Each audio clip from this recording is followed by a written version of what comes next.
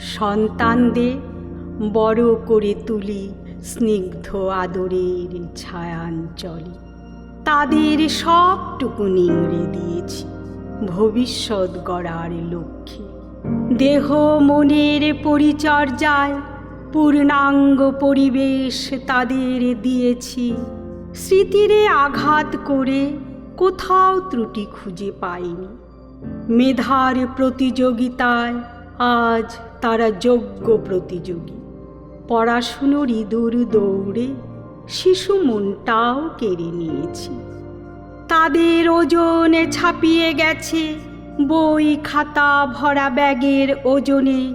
School master আর গৃহশিক্ষক ছাড়া চেনেনি আত্মীয় পরিজনে। Master মশাই পড়িয়েছে পুঁথিগত শিক্ষার বিষয়। মোরা পিতামাতা শিখিয়েছি কি করে মানুষ হতে হয়।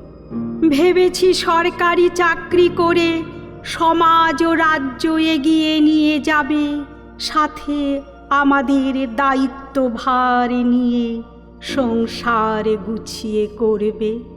আজ তীব্র হতাশা গ্রাসিছে মোদের সন্তান সন্ততিরে। তারা দিগ্ভ্রান্ত হয়ে ছুটোছুটি করে খোঁজে ভবিষ্যতের।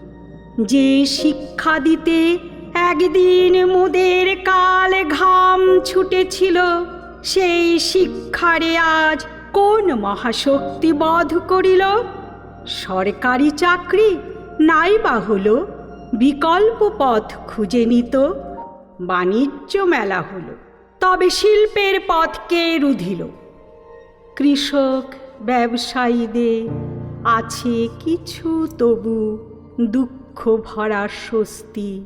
না হয় তাদের সন্তানেরা হবে তাদের কর্মের উত্তরসূরি।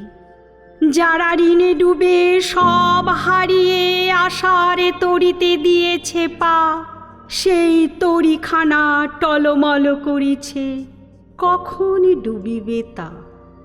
প্রতি ঘরে প্রায় একই ছবি ঘুরে আমি দেখলাম। আমি যে তাদের প্রতিনিধি হয়ে সত্যটা জানালাম।